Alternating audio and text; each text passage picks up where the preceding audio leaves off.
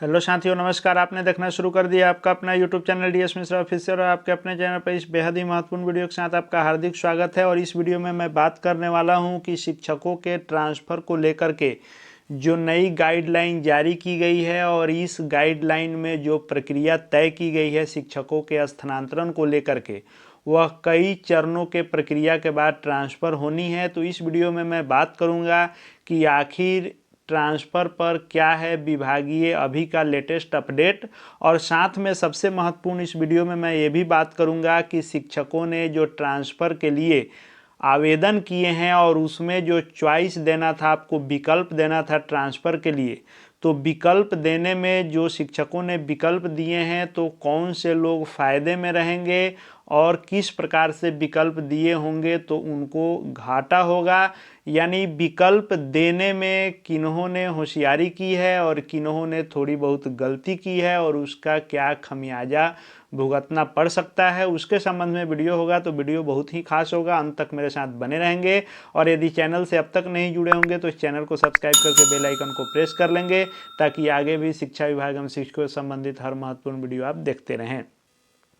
तो पहले हम लोग अपडेट पर बात कर लेते हैं कि विभागीय अपडेट क्या है। तो विभागीय अपडेट यह है कि 11 फरवरी को यानी कल जो 16 सदस्यीय कमेटी बनाई गई है और 16 उसमें पदाधिकारी प्रतिनियुक्त किए गए हैं आवेदनों के स्क्रूटनी के लिए, उनकी बैठक जो है कल 11 फरवरी को होगी। और उस बैठक में प्रशिक्षण दिया जाएगा कि इस पूरे प्रक्रिया को कैसे संपादित करना है और ट्रांसफ़र प्रक्रिया कैसे पूरी करनी है। सारी चीज़ों को क्लियर करने के लिए कल 11 फरवरी को इन सभी का महत्वपूर्ण प्रशिक्षण रखा गया है शिक्षा विभाग के द्वारा।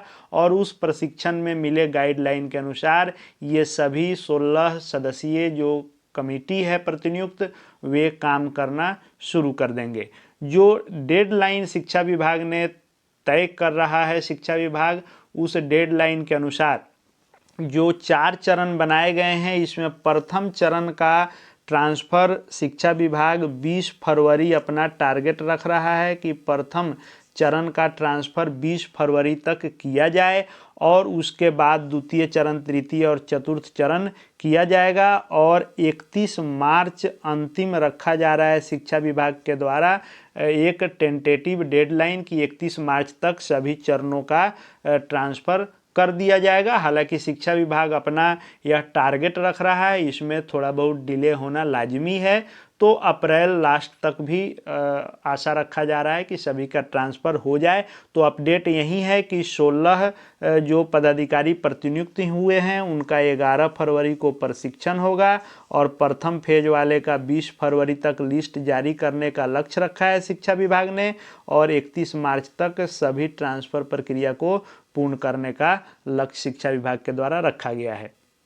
अब मैं बात करता हूं कि ट्रांसफ़र के लिए जो आप आवेदन दिए हैं ऑनलाइन ई शिक्षा कोष के माध्यम से, तो उसमें विकल्प को लेकर के क्या मैं बातें करने वाला हूं और क्या उसका आधार है, आइए उस पर हम लोग बात करते हैं। तो जो विकल्प दिए गए उसमें आपको 2 तरह के थे कि एक न्यूनतम था कि न्यूनतम आपको 3 विकल्प देने ही देने थे, यानी बिना इस तीनों विकल्प के दिए आपका फॉर्म सबमिट ही नहीं होता। तो कम से कम सभी शिक्षकों ने 3 विकल्प दिए ही हैं। दूसरा था कि आप 3 से अधिक भी विकल्प दे सकते हैं और मैक्सिमम विकल्प आप 10 दे सकते हैं।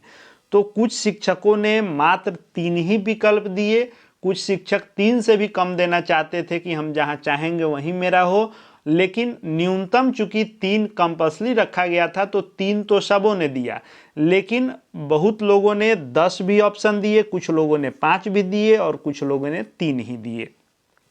अब इसमें फायदे में कौन रहेंगे उस पर हम लोग बात करते हैं। तो फायदे में रहेंगे जो मैक्सिमम 10 विकल्प दे दिए होंगे, वे फायदे में रहेंगे, या 1-2 कम भी दिए होंगे तो फायदे में रहेंगे। थोड़ा नुकसान किनको होगा, तो जो मात्र 3 ही विकल्प दिए होंगे उनको घाटा हो सकता है ट्रांसफ़र को लेकर के, और कुछ लोगों का ट्रांसफ़र नहीं भी हो सकता है जिन्होंने 3 ही विकल्प दिए होंगे। कारण क्या है, तो आपने जो गाइडलाइन देखा होगा, तो इस नए गाइडलाइन के अनुसार आपने इस लाइन को पढ़ा होगा जहां लिखा गया है कि संबंधित शिक्षक द्वारा दिए गए सभी विकल्पों में रिक्ति उपलब्ध नहीं रहने की स्थिति में स्थानांतरण पदस्थापन नहीं किया जाएगा। यानी जो आपने विकल्प दिया है उसमें रिक्ति होनी जरूरी है, रिक्ति अपलोड हुआ है और आपके संवर्ग में यानी जिस 1 to 5 6 to 8 9 10 +2 जिसमें आप बहाल हैं और जिस विषय पर आप बहाल हैं उसमें आपके दिए गए पंचायत में रिक्ति होनी जरूरी है। उसमें भी प्रायोरिटी मिलेगी। तो प्रायोरिटी के अनुसार यदि आपके लिए रिक्ति बचती है उस पंचायत में तो ही आपका स्थानांतरण किया जाना है, अन्यथा की स्थिति में आपका ट्रांसफ़र नहीं किया जाना है।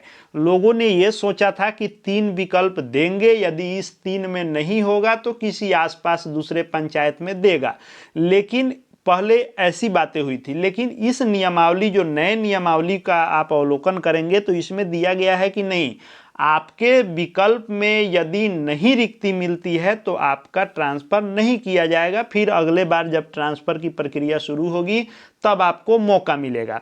तो इस स्थिति में जिन्होंने मान लीजिए कि 3 ही विकल्प दिए हैं और दिए गए 3 विकल्पों में 3 पंचायत या नगर निकाय का विकल्प दिए होंगे, तो इस 3 में यदि उनके लिए रिक्ति बनती है, रिक्ति है और प्रायोरिटी में उनका स्थान आ जाता है, तब तो इस तीनों में किसी में उनका ट्रांसफ़र हो सकेगा।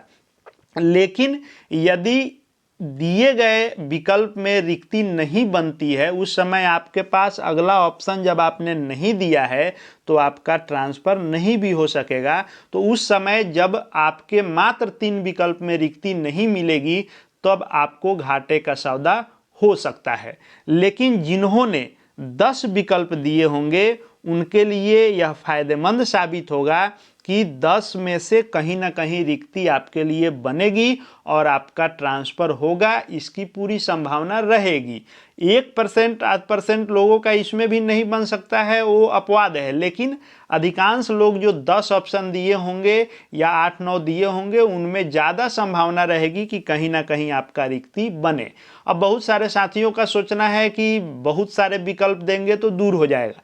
तो मान लीजिए कि जिन लोगों का अंतर जिला है, दूसरे जिले में कार्यरत हैं या अपने ही जिले में बहुत दूरी पर हैं, उनका यदि 10 भी वे दिए होंगे तो स्वाभाविक बात है कि वो अपने सुविधा अनुसार आसपास के ही 10 पंचायत दिए होंगे। तो कम से कम वर्तमान में जिस समस्या से आप ग्रसित हैं और दूरी बहुत अधिक है या अंतर जिला है या बहुत सारे लोगों का जो है दूर दूर ब्लॉक हो या अनुमंडल हो, तो उससे कम से कम आप अपने प्रखंड में या प्रखंड के आसपास कम से कम आ जाएंगे तो राहत तो कम से कम होगा ही। तो इस स्थिति में जिन्होंने अधिक विकल्प दिया है, जो मैक्सिमम 10 तक देना था, उनके लिए यह फायदेमंद साबित होगा और जिन्होंने मात्र न्यूनतम 3 ही विकल्प दिया होगा उनके लिए थोड़ा सा जोखिम भरा है। मैं ये नहीं कह रहा हूँ कि जिन्होंने 3 विकल्प दिए हैं उनका ट्रांसफ़र नहीं होगा।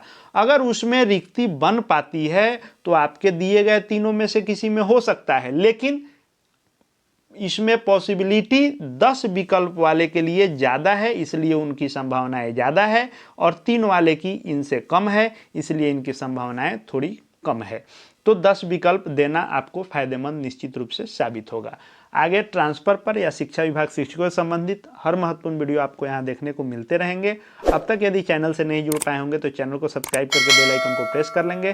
साथ ही साथ हमारे Telegram channel DS Mishra official से भी जुड़ जाएंगे ताकि शिक्षा विभाग के पल पल के अपडेट आपको वहाँ मिलते रहेंगे। इस वीडियो को देखने के लिए आपका बहुत बहुत धन्यवाद।